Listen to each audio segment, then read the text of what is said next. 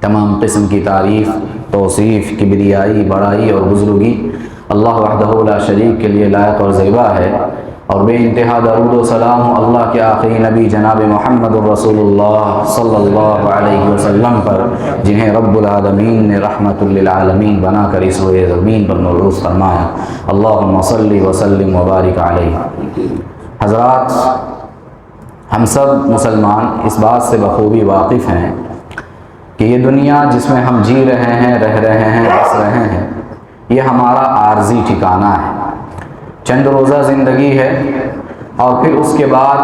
ہر انسان کو، ہر نفس کو موت سے ہمکنار ہونا ہے، سفر آخرت پر روانہ ہونا ہے۔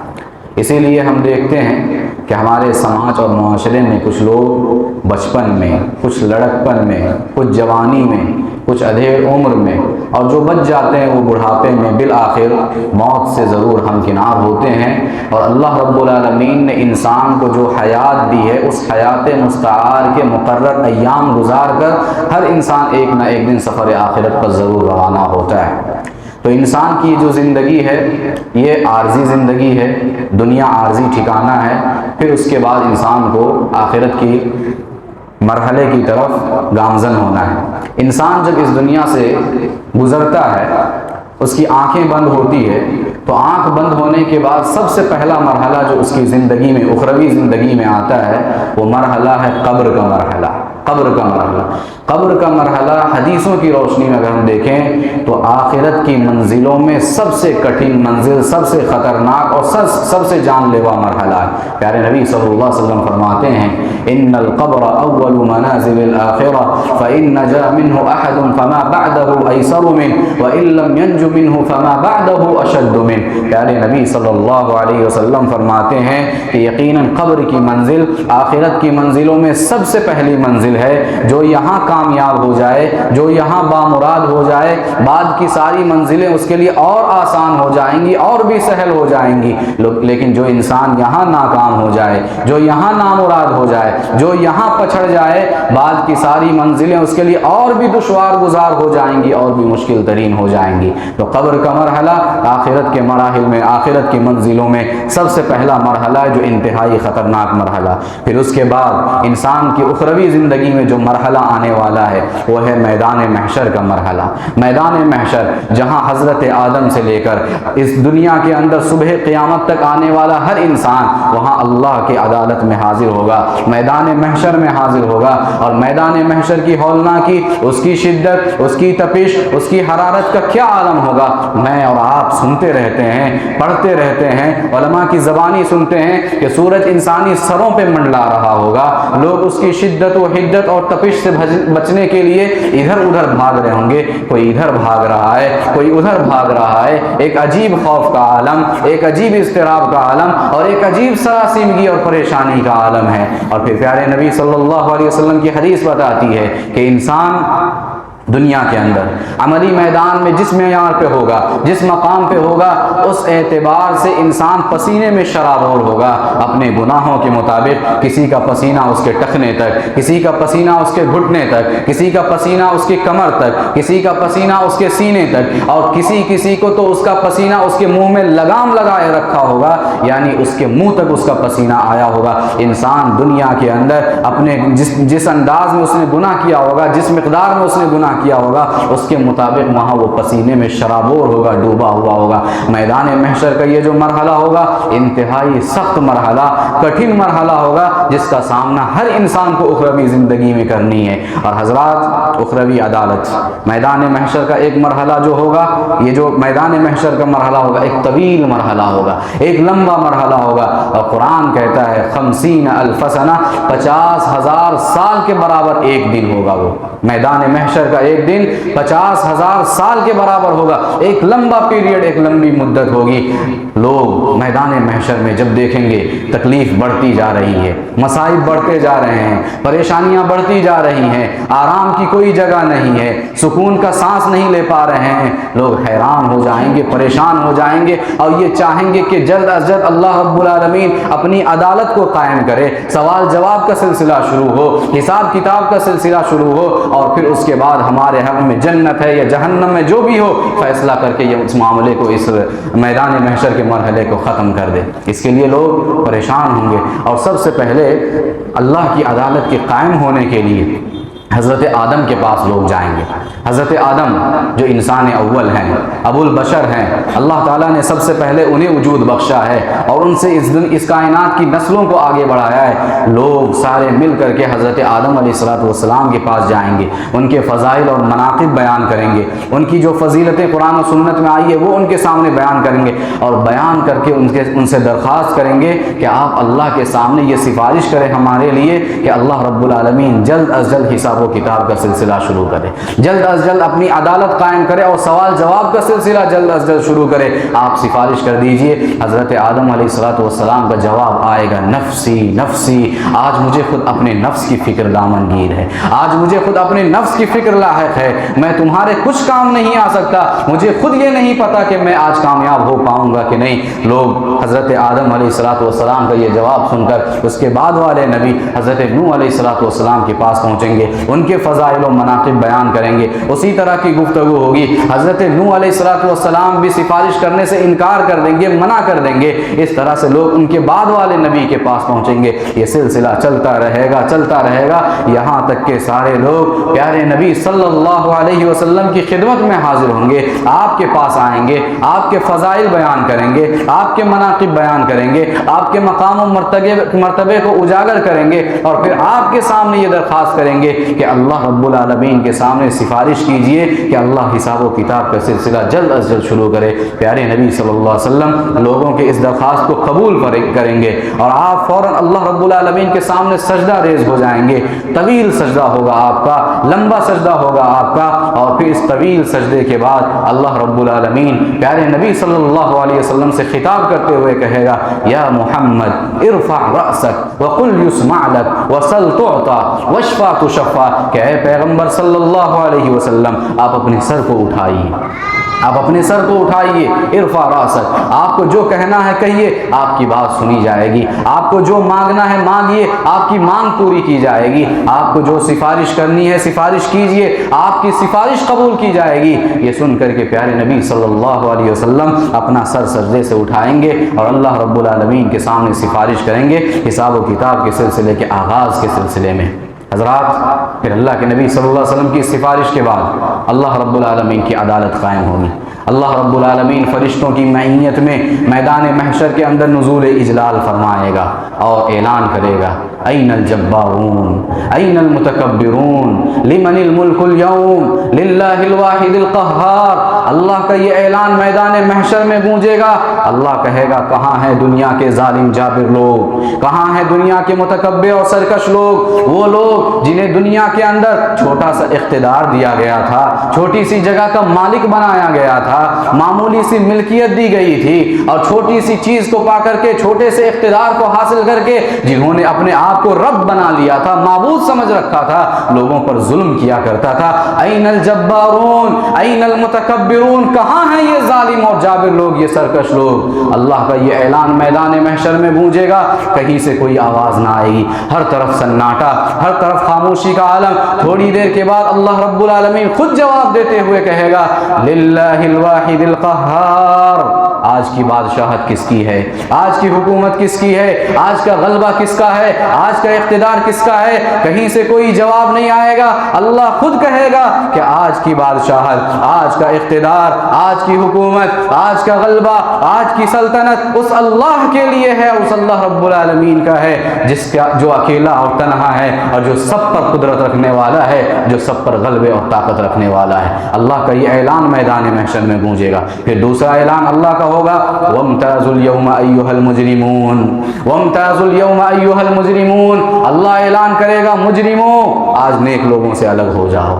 گنہگاروں پرہیزگاروں سے آج الگ ہو جاؤ، منافقوں مخلصوں سے آج الگ ہو جاؤ، اور کافروں آج مومنوں سے جدا ہو جاؤ۔ لوگوں کے اپنے اپنے اعمال کے مطابق ان کی کیٹیگری بنا دی جائے گی، ان کو الگ الگ ٹکڑیوں میں اور گروہوں میں تقسیم کر دیا جائے گا، پھر اس کے بعد اللہ رب العالمین کی عدالت قائم ہوگی۔ حضرات، دنیا میں بھی عدالتیں ہیں، دنیا میں بھی عدالتیں ہیں، یہاں پہ بھی کورٹ ہے، یہاں پہ بھی فیصلے ہوتے ہیں، یہاں پہ بھی جج ہوتا ہے، لیکن آخرت کی عدالت اور دنیا کی عدالت دونوں میں زمین و آسمان کا فرق ہے، دونوں میں زمین و آسمان کا فرق ہے۔ آج میرے خطبے کا موضوع یہ ہے کہ اخروی عدالت میں اللہ رب العالمین نے کیا قانون اس کے لیے تیار کر رکھے ہیں، اس قانون کو ہم یہاں دنیا میں رہتے ہوئے جانیں، ان اصول کو جانیں، اس ضوابط کو جانیں، اور جان کر کے اس دنیا میں رہتے ہوئے اس عدالت میں کامیاب ہونے کے لیے تیاری اور کوشش کریں۔ حضرات، اخروی عدالت کے بہت سارے قوانین ہیں، بہت سارے اصول ہیں، بہت سارے ضوابط ہیں جو قرآن و سنت کی روشنی میں مجھے اور آپ کو معلوم ہوتے ہیں۔ سب سے پہلا قانون اور سب سے پہلا اصول جو اخروی عدالت کے اصولوں میں سے ہے اور اخروی عدالت کے قوانین میں سے ہے، اللہ کی عدالت، اس کے قانون میں سے سب سے پہلا اور بنیادی قانون یہ یاد رکھیں کہ انسان جب اللہ کی عدالت میں پیش ہوگا سخت سیکیورٹی کی حالت میں پیش ہوگا، سخت نگرانی کی حالت میں انسان پیش ہوگا۔ انسان وہاں بچ جائے یا بھاگ کر کے نکل جائے، کہیں رفو چکر ہو جائے، انسان کے بس کی بات نہیں ہوگی۔ دنیا کی عدالتوں میں ہم دیکھتے ہیں کہ بسا اوقات مجرم ابھی جج فیصلہ سنا رہا ہوتا ہے، کورٹ فیصلہ ابھی سنا رہی ہوتی ہے، عدالت کا فیصلہ ابھی آ رہا ہوتا ہے، مجرم کٹہرے میں کھڑا ہے اور بھانپ لیتا ہے کہ کیا فیصلہ آنے والا ہے۔ اسی وقت بسا اوقات بعض خبریں ایسی پڑھنے کو اور سننے کو ملتی ہیں کہ مجرم وہیں سے بھاگنے کی کوشش کرتا ہے، وہیں سے رفو چکر ہو جاتا ہے، بھاگ کھڑا ہوتا ہے۔ اور اگر بسا اوقات ایسا بھی ہوتا ہے کہ مجرم اگر اسے سزا سنا بھی دی جائے، سزا سنا بھی دی جائے، جج نے اس کے حق میں فیصلہ سنا دیا اس کے خلاف، اور اس کو پھر سزا بھگتنے کے لیے جیل کی سلاخوں کے پیچھے کر دیا جائے، اور مجرم طاقتور ہو، دبنگ ہو، ظالم قسم کا ہو، تو پھر وہاں پہ بھی وہ خاموش نہیں بیٹھتا، وہاں پہ بھی وہ کوشش کرتا رہتا ہے۔ اور بسا اوقات ایسا ہوتا ہے کہ پولیس کی آنکھوں میں دھول جھونکتا ہے، وہ چکما دیتا ہے، دھوکہ دیتا ہے، فریب دیتا ہے، اور جیل کی سلاخوں کو توڑ کر کے وہاں سے بھاگ کھڑا ہوتا ہے اور اپنے آپ کو سزا سے بچا لیتا ہے۔ حضرات، یہ دنیا کی عدالت ہے، یہ دنیا کی عدالت ہے، اور دنیا کی عدالتوں میں ممکن ہے کہ انسان اپنے آپ کو، مجرم اپنے آپ کو بچا لے، لیکن آخرت کی عدالت وہ عدالت ہوگی جہاں انسان کے پاس کوئی موقع نہیں ہوگا، کوئی چانس نہیں ہوگی، بھاگنے کی کوئی صورت نہیں ہوگی، اس لیے کہ وہاں جو انسان کی پیشی ہوگی سخت سیکیورٹی کی حالت میں اور سخت نگرانی کی حالت میں انسان کی پیشی ہونے والی ہے۔ قرآن نے کہا وَجَاءَتْ كُلُّ نَفْسٍ مَعَهَا سَائِقٌ وَشَهِيدٌ، وَجَاءَتْ كُلُّ نَفْسٍ مَعَهَا سَائِقٌ وَشَهِيدٌ، کہا کہ ہر انسان جب اپنی قبر سے وہ اٹھایا جائے گا، جب اپنی قبر سے وہ نکالا جائے گا، اللہ کی عدالت میں کیسے پیش ہوگا؟ کہا کہ دو ہستیاں اس کے ساتھ ہوں گی، دو ذاتیں اس کے ساتھ ہوں گی۔ ایک ذات، ایک ہستی وہ ہوگی جو انسان کو قبر سے نکلنے کے بعد اسے دوڑا کر کے، ہانک کر کے، جیسے جانوروں کو چرواہا ہانک کر کے لے جاتا ہے چراگاہوں کی طرف، اور شام کو ہانک کر کے اپنے گھروں کی طرف لوٹاتا ہے۔ کہا کہ ایسے ہانک کر کے انسان کو اللہ کی عدالت میں حاضر کیا جائے گا، دوڑا کر کے حاضر کیا جائے گا۔ اور ایک ہستی ایسی ہوگی جو اللہ کی عدالت کے قائم ہونے کے بعد اس کے خلاف گواہی دے گی، اس کے حق میں گواہی دے گی۔ یہ دونوں ہستیاں کون ہوں گی؟ مفسرین کہتے ہیں کہ اس آیت میں جن دو شخصیتوں کا، دو ہستیوں کا تذکرہ ہے، یہ دونوں اللہ کے فرشتے ہوں گے، اللہ کے ملائکہ ہوں گے۔ ذرا بتاؤ تو صحیح کہ اللہ کے فرشتوں اور اللہ کے ملائکہ سے بچ کر کے، نکل کر کے بھاگنے کی آخر کس کے اندر ہمت ہوگی، اور کون اس کی طاقت اور قوت اپنے اندر رکھتا ہے؟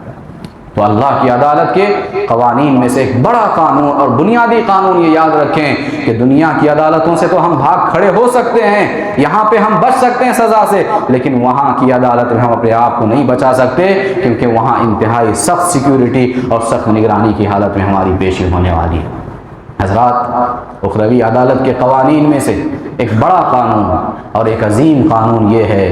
کہ وہاں انسان کو انصاف ملے گا، اور 100% انصاف ملے گا،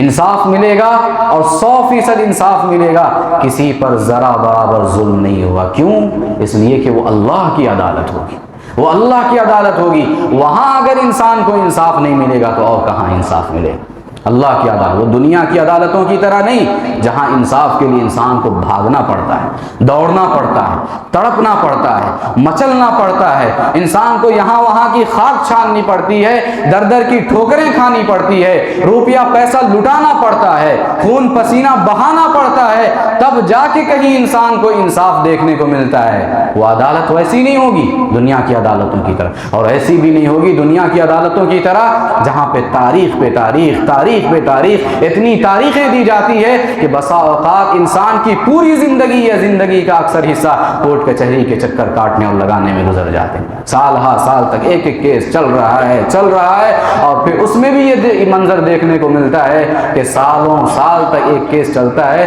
اور بعد میں پتہ چلتا ہے کہ اس کے باوجود بھی ایک مظلوم اور ایک حقدار جو اپنے حق سے محروم کر دیا جاتا ہے۔ اللہ کی عدالت ایسی نہیں ہوگی، اللہ کی عدالت میں انصاف ملے، اور انصاف کا یہ عالم ہوگا۔ سبحان اللہ، آپ نے سنا ہے کہ اگر دنیا کے اندر کسی سینگ والی بکری نے بے سینگ بکری کو ٹکر ماری ہوگی، اس پر ظلم کیا ہوگا، رب العالمین کی عدالت وہ عدالت ہوگی جہاں اللہ رب العالمین اس بے سینگ بکری کو سینگ عطا کرے گا اور اس ظالم بکری سے اس کا حق اور اس کا بدلہ دلوا کے رہے۔ سبحان اللہ، انصاف کا یہ عالم ہوگا۔ اس لیے جو ظالم ہے وہ بھی سنیں، جو مظلوم ہے وہ بھی سنیں، اور یاد رکھیں ظلم کی کوئی متعین شکل نہیں ہے، ظلم کی کوئی متعین شکل نہیں ہے۔ صرف یہی نہیں کہ آپ کسی کے اوپر ظلمن کسی کو مار رہے ہیں، کسی کو پیٹ رہے ہیں، ستا رہے ہیں، یہی ظلم نہیں ہے۔ آپ کسی کی چیز ناحق اٹھا رہے ہیں، لے رہے ہیں، یہ بھی ظلم ہے۔ آپ کسی کا مال ہڑپ کر رہے ہیں، ظلم ہے۔ آپ بہن کا حصہ کھا رہے ہیں، وراثت مار رہے ہیں، یہ بھی ظلم ہے۔ ظلم کی کوئی متعین شکل نہیں ہے۔ آپ کسی کی عزت سے کھلواڑ کر رہے ہیں، یہ بھی ظلم ہے۔ ظلم کی کوئی متعین شکل نہیں، اور پیارے نبی صلی اللہ علیہ وسلم فرماتے ہیں الظلم ظلمات یوم القیامہ، کہ ظلم روز قیامت اندھیروں کی شکل میں آنے والا ہے، ظلم روز قیامت اندھیروں کی شکل میں آنے والا ہے، اور ظالم کے خرمن کو جلا کر راکھ کر دینے والا ہے ظلم کوئی بھی۔ اس لیے ظالموں یاد رکھو، اگر یہاں تمہاری پکڑ نہیں ہو رہی ہے تو یہ مت سمجھو کہ کہیں پہ پکڑ نہیں ہونے والی، پکڑ ہوگی۔ اللہ کی رسی اللہ کبھی کبھی ڈھیل دیتا ہے، چھوڑتا ہے، رسی کو ڈھیل ہی کرتا ہے تاکہ انسان سدھر جائے، سنور جائے، اپنے آپ کو سدھارنے کی کوشش کرے۔ لیکن یاد رکھنا، اللہ کا لکھا ہوا وہ وقت اگر آ جائے تو پھر اللہ رب العالمین کی پکڑ سے کوئی انسان بچ نہیں سکتا ہے۔ اور جو مظلوم ہے وہ بھی یاد رکھیں کہ اگر دنیا کے اندر آپ کو انصاف نہیں مل رہا ہے، آپ کو سکون نہیں مل رہا ہے، عدالتوں سے راحت نہیں مل رہی ہے، آپ کے پاس اگر طاقت ہے، قوت ہے، آپ قانونی لڑائی لڑتے رہے جہاں تک طاقت و قوت ہے، لیکن اگر اس کے باوجود انصاف نہیں مل رہا، گھبرائیں نہیں۔ ایک ایسی عدالت بہت جلد قائم ہونے والی ہے کہ جس عدالت میں آپ کو انصاف ملے گا اور 100% انصاف ملے گا، وہاں کسی پر ذرا برابر ظلم نہیں ہوگا۔ قرآن نے کہا وَنَضَعُ الْمَوَازِينَ الْقِسْطَ لِيَوْمِ الْقِيَامَةِ فَلَا تُظْلَمُ نَفْسٌ شَيْئًا، روز قیامت اللہ رب العالمین بندوں کے اعمال تولنے کے لیے ترازو قائم کرے گا، اور اس ترازو کے اندر بندوں کے اعمال ایسے تولے جائیں گے فَلَا تُظْلَمُ نَفْسٌ شَيْئًا، کہ کسی پر ذرا برابر ظلم نہیں کیا جائے، اللہ کی عدالت ہوگی۔ اسی طرح سے حضرات، اخروی عدالت کے قوانین میں سے ایک بڑا قانون یہ ہے کہ وہاں اس عدالت میں اپنے ڈیفنس کے لیے ہمارے پاس کوئی لائر نہیں ہوگا،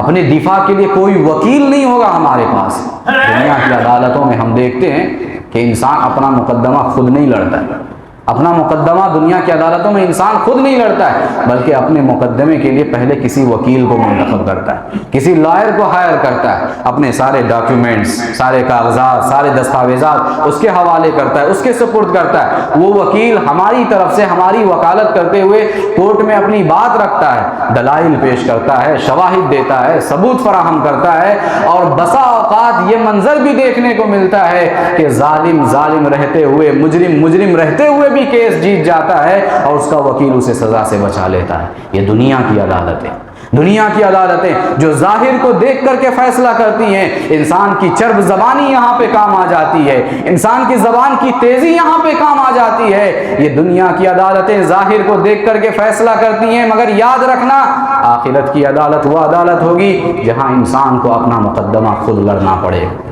انسان کو اپنا مقدمہ خود لڑنا پڑے گا، خود ہی دلائل دینے پڑیں گے، خود ہی ثبوت اور شواہد فراہم کرنے ہوں گے، کسی کو کسی کی وکالت کی کوئی اجازت وہاں نہیں ہوگی۔ کوئی وکالت کی اجازت نہیں ہوگی، بلکہ اجازت تو کیا، کسی کو اس بات کی ہمت اور جرأت تک نہیں ہوگی۔ اور حضرات ہم وکالت کی بات کر رہے ہیں، وہ معاملہ تو اتنا سخت ہوگا، سچویشن اتنی ٹائٹ ہوگی کہ وکالت تو دور، وہاں اللہ کے معزز اور مقرب فرشتے بھی کسی دوسرے معاملے میں اپنی زبان تک کھولنے کی جسارت اور جرأت نہ کر سکیں گے۔ قرآن نے کہا یوم یقوم الروح والملائکۃ صفا لا يتکلمون الا من اذن له الرحمن وقال صواب، کہا کہ اللہ کی عدالت کے قائم ہونے کا دن جو ہوگا وہ ایسا دن ہوگا کہ اللہ کے فرشتے حتیٰ کہ جبریل امین بھی صف میں اللہ کے سامنے کھڑے ہوئے ہوں گے، سارے فرشتے صف بستہ کھڑے ہوں گے۔ لا يتکلمون الا من اذن له الرحمن، اپنی زبان سے ایک لفظ نہیں نکال پائیں گے، کوئی بات چیت نہیں کر پائیں گے۔ کن کے بارے میں کہا گیا؟ اللہ کے فرشتوں کے بارے میں، یہ حضرت جبریل کے بارے میں، حضرت میکائیل و اسرافیل کے بارے میں، معزز فرشتوں کے بارے میں کہا گیا لا يتکلمون الا من اذن له الرحمن، اپنی زبان سے ایک بات نہیں کر سکیں گے، گفتگو نہیں کر سکیں گے، ایک لفظ تک نہیں نکال پائیں گے۔ جب حالت یہ ہوگی تو کوئی کسی کی وکالت وہاں کیسے کرے گا؟ پیارے نبی صلی اللہ علیہ وسلم نے اسی چیز کو حدیث میں بیان کرتے ہوئے کہا ما منکم من احد الا سیکلمہ ربہ لیس بینہ وبینہ ترجمان، کہا کہ تم میں سے ہر شخص سے تمہارا پروردگار گفتگو کرنے والا ہے، بات چیت کرنے والا ہے، سوال جواب کرنے والا ہے، لیکن یہ گفتگو، یہ بات چیت کیسی ہوگی؟ کہا کہ ایک بندہ ہوگا، ایک رب ہوگا، رب کے سوالات ہوں گے، بندے کے جوابات ہوں گے، تیسرا درمیان میں کوئی وہاں پہ نہیں ہوگا جو ترجمہ نگاری کرے، ٹرانسلیشن کرے یا وکالت کر کے اللہ رب العالمین کے سامنے باتیں بنا بنا کر کے پیش کرے۔ ایک رب ہوگا، ایک رب کے سوالات، ایک بندہ ہوگا، رب کے سوالات ہوں گے، بندے کے جوابات ہوں گے، تیسرا درمیان میں کوئی نہیں ہوگا۔ یہ حالت ہوگی اللہ رب العالمین کی عدالت کی۔ تو اخروی عدالت کے قوانین میں سے ایک بڑا قانون یہ ہے کہ وہاں ہمارے دفاع کے لیے، اپنے دفاع کے لیے اور اپنے ڈیفنس کے لیے ہمارے پاس کوئی وکیل نہیں ہوگا، وہاں اپنا مقدمہ انسان کو خود لڑنا پڑے گا۔ اخروی عدالت کے قوانین میں سے ایک عظیم قانون اور ایک بڑا قانون یہ بھی ہے کہ وہاں رشوت نہیں چلے گی، سفارش نہیں چلے گی کسی کی۔ یہ سوچیں گے کہ مال دے کر کے، پیسہ دے کر کے، سائڈ سے کچھ ہاتھ میں دھرا کر کے نکل جائیں گے، پاس ہو جائیں گے، نہیں، اللہ کی عدالت میں یہ سب نہیں چلے گا۔ دنیا کی عدالتوں میں یہ ساری چیزیں چلتی ہیں، دنیا کی عدالتیں چلتی ہی رشوت پر، دنیا کی عدالتیں چلتی ہیں سفارش پر۔ اسی لیے تو ہم دیکھتے ہیں کہ کتنے بڑے بڑے مجرم ہیں جو دندناتے پھر رہے ہیں، موج کر رہے ہیں، دادے عیش دے رہے ہیں، چاہے وہ بڑے بڑے مالدار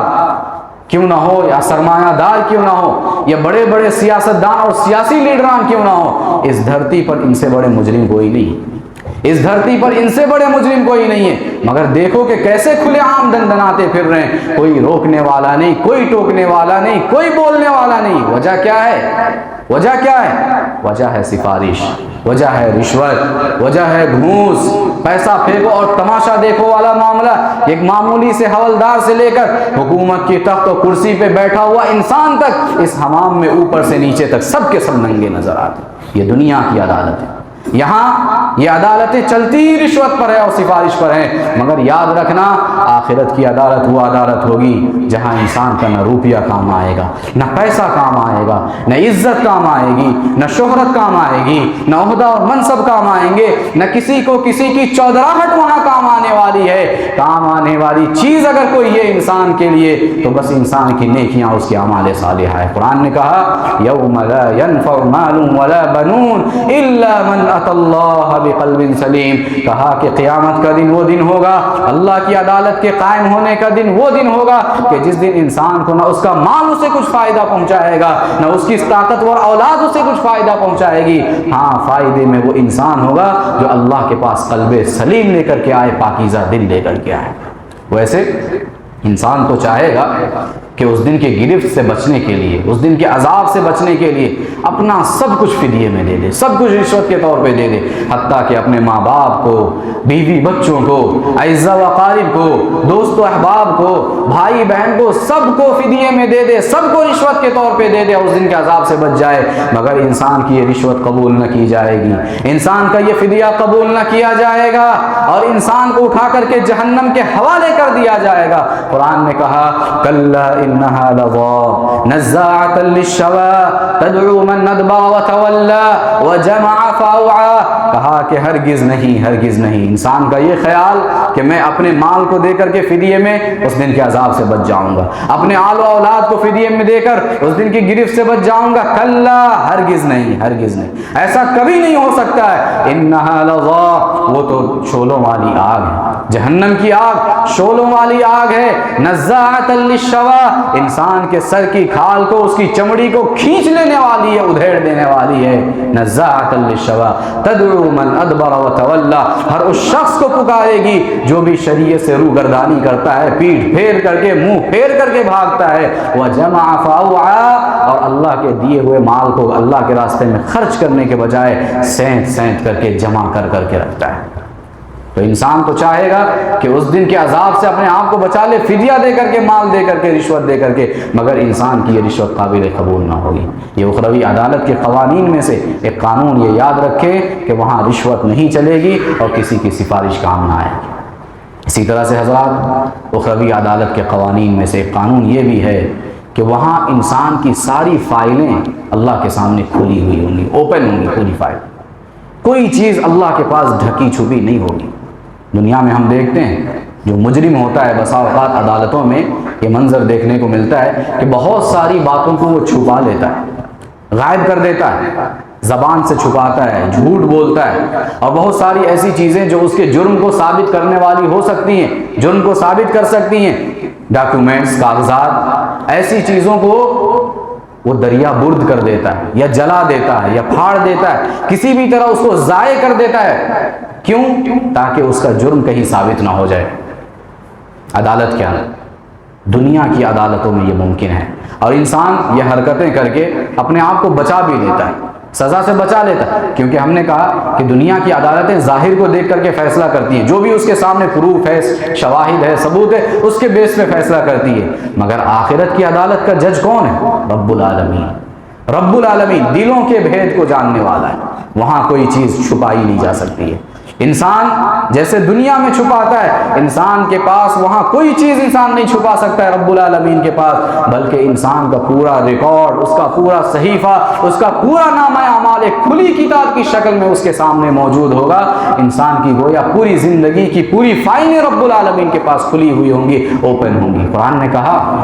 یقولون یا ویلتنا ما لی ھذا الکتاب لا یغادر صغیرۃ ولا کبیرۃ الا احصاها ووجدوا ما عملوا حاضرا، انسان جب اپنے اس نامہ اعمال کو دیکھے گا، اپنے صحیفے کو دیکھے گا، افسوس کرے گا، کہے گا ہائے میری بربادی، ہائے میری بربادی، یہ کیسی کتاب ہے، ما لی ھذا الکتاب لا یغادر صغیرۃ ولا کبیرۃ الا احصاها، یہ کیسی کتاب ہے جس نے نہ کسی چھوٹی چیز کو چھوڑا ہے، نہ کسی بڑی چیز کو چھوڑا ہے، ہر چھوٹی بڑی چیز کو اپنے اندر درج کر کے رکھا ہوا ہے۔ ووجدوا ما عملوا حاضرا، انسان ہر چیز کو اس کے اندر حاضر پائے گا۔ ولا یظلم ربک احدا، اور تمہارا پروردگار کسی پہ ذرا برابر ظلم نہیں کرے گا۔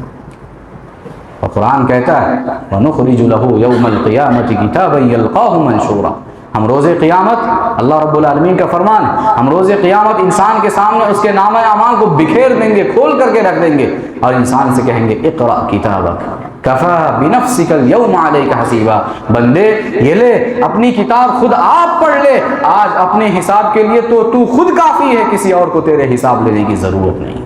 انسان کی پوری چیز، اور اسی جواب دہی کا احساس دلاتے ہوئے حضرت لقمان حکیم نے اپنے بیٹے کو نصیحت کرتے ہوئے کہا تھا یا بنی انہا ان تک مثقال حبۃ من خردل فتکن فی صخرۃ او فی السماوات او فی الارض یأتی بها اللہ، کہا کہ بیٹے کوئی بھی عمل تم کرو، چاہے وہ عمل کتنا ہی معمولی سا کیوں نہ ہو، رائی کے دانے کے برابر کیوں نہ ہو، اب وہ عمل تم نے چاہے آسمان میں چھپ کر کیا ہو، زمین کی گہرائیوں میں جا کر کیا ہو، کسی پہاڑ کے اندر چٹان میں گھس کر کے تم نے کیا ہو، یأتی بہ اللہ، اللہ تعالیٰ اس عمل کو روز قیامت ظاہر کرے گا، اس کو لائے گا تمہارے سامنے۔ ان اللہ لطیف خبیر، اس لیے کہ اللہ رب العالمین بڑا باریک بین ہے، ہر چیز کی خبر رکھنے والا۔ تو اللہ کی عدالت میں انسان کی ساری فائلیں اوپن ہوں گی، سارے دستاویزات اس کے کھلے ہوئے ہوں گے، کوئی چیز وہاں ڈھکی چھپی نہیں ہوگی دنیاوی عدالتوں کی طرح۔ اسی طرح سے حضرات اخروی عدالت کہ جو قوانین کتاب و سنت سے ہمیں معلوم ہوتے، ان میں سے ایک قانون یہ ہے کہ وہاں جو گواہ ہوں گے وہ گواہ جھوٹے نہیں ہوں گے وہاں کے گواہ. ہاں، وہ گواہ ایسے ہوں گے کہ جو آخرت تو آخرت، کبھی دنیا کے معاملے میں بھی انہوں نے کسی معاملے میں جھوٹ نہیں بولا ہوگا. دنیا کے اندر ایسے گواہ ہوں گے، کیونکہ وہ اللہ کی عدالت ہوگی، دنیا کی عدالتوں کی طرح نہیں اور دنیا کے گواہوں کی طرح نہیں جو پیسے لے کر سچ کو جھوٹ اور جھوٹ کو سچ بنا دیتے ہیں، جو بنا طلب بھی گواہی کے لیے تیار ہو جاتے ہیں اور جہاں دیکھتے ہیں کہ ان کا فائدہ ہے وہاں پہ منہ مارنے لگتے ہیں. دنیا کی عدالت ہے اور دنیا کے گواہ ہیں. آخرت کی عدالت ایسی نہیں ہوگی. اور ویسے بھی ہم قرب قیامت کے ایام سے گزر رہے ہیں، قیامت کے قریبی ایام سے گزر رہے ہیں. پیارے نبی صلی اللہ علیہ وسلم نے بہت ساری پیشن گوئیاں بیان فرمائی ہیں قرب قیامت کے ایام کے حوالے سے. ان میں سے ایک پیشن گوئی آپ نے یہ بیان فرمائی کہ قیامت سے پہلے جھوٹی گواہی عام ہو جائے گی. جھوٹی گواہی عام ہو جائے گی، سماج اور معاشرے میں پھیل جائے گی. اس کے مظاہر دیکھنا ہے تو آج آپ اپنے معاشرے اور سماج پر نظر ڈالیے، کورٹ کچہری کے چکر کاٹیے اور دیکھیے کہ کورٹ کچہریوں میں، ہمارے سماجی معاملات میں، روز مرہ کے معمولات میں، جہاں جہاں آپ دیکھیں گے کتنے ایسے لوگ ہیں جو آپ کو مل جائیں گے جو معمولی سی منفعت اور چھوٹے سے فائدے کے لیے اپنے دین و ایمان تک کا سودا کر لیتے ہیں اور کسی کے بھی خلاف گواہی دینے کو تیار ہو جاتے ہیں. آج یہ صورتحال ہے اور پیارے نبی صلی اللہ علیہ وسلم کی پیشن گوئی ہے. مگر آخرت کی عدالت وہ عدالت ہوگی کہ جہاں یہ ساری چیزیں نہیں ہوں گی. وہاں کے گواہ جو ہوں گے وہ ایسے نہیں ہوں گے، جھوٹے نہیں ہوں گے. کیوں؟ اس لیے کہ وہاں کے جو گواہ ہوں گے وہ کون ہوں گے؟ وہ اللہ کے فرشتے ہوں گے، اللہ کے ملائکہ ہوں گے، اللہ کے رسول ہوں گے، انبیاء ہوں گے، صلحاء ہوں گے، اتقیاء ہوں گے. ایسے لوگ اور ایسی شخصیتیں جنہوں نے آخرت تو آخرت کبھی دنیا کے اندر انہوں نے کسی معاملے میں جھوٹ نہیں بولا. یہ اللہ کی عدالت کے گواہ ہوں. یہ کیسے جھوٹ بول سکتے؟ یہ انسان کے حق میں یا انسان کے خلاف روز قیامت اس کے کرتوت کے حوالے سے گواہی دینے والے. یہ گواہوں کی ایک قسم ہے. گواہوں کی ایک دوسری قسم ہے، وہ بھی انسان کے خلاف گواہی دیں گے. اور وہ کیا ہے؟ انسان کے خود اپنے اعضاء ہیں، باڈی کے پارٹس ہیں. یہ ہمارے ہاتھ، یہ پیر، یہ آنکھ، یہ کان، یہ ناک، یہ منہ، یہ جسم کے اعضاء، یہ باڈی کے پارٹس، یہ کوئی معمولی چیز نہیں ہے. آج انسان ان اعضاء کے ذریعے سے جو کام لے رہا ہے، یاد رکھنا محترم بھائیو، روز قیامت ہمارے یہ اعضاء ہمارے خلاف خود گواہی دینے والے، ہمارے خلاف گواہی دینے والے. قرآن نے کہا حتی اذا ما جاؤوها شہد علیہم سمعهم وابصارهم وجلودهم بما كانوا يعملون. کہا کہ جب یہ مجرم اللہ کی عدالت میں آئیں گے خود ان کے خلاف ان کے کان گواہی دیں گے، ان کی آنکھیں گواہی دیں گی، ان کی چمڑیاں ان کے خلاف ان کے کرتوتوں کی گواہی دیں گی. انسان حیران ہو جائے گا، پریشان ہو جائے گا، دیکھے گا کہ میرے اعضاء، میرے باڈی کے پارٹس خود میرے خلاف گواہی دے رہے ہیں. انسان پوچھے گا لما شہدتم علینا، لما شہدتم علینا، تم اپنے خلاف گواہی دے رہے ہو، ہمارے خلاف گواہی دے رہے ہو، کیوں؟ جواب ملے گا انطقنا اللہ الذی انطق کل شیء. ہمیں اس ذات نے بولنے کی طاقت عطا کی ہے جس نے ہر چیز کو بولنے کی طاقت عطا کی ہے. انسان سوچتا ہے کہ تنہائی میں اپنی انگلی کے ایک کلک سے، ایک اشارے سے اپنے موبائل، اینڈرائیڈ موبائل کو اس کے اندر جو چاہے نکال لے. تنہائی کے اندر برائی کے مناظر،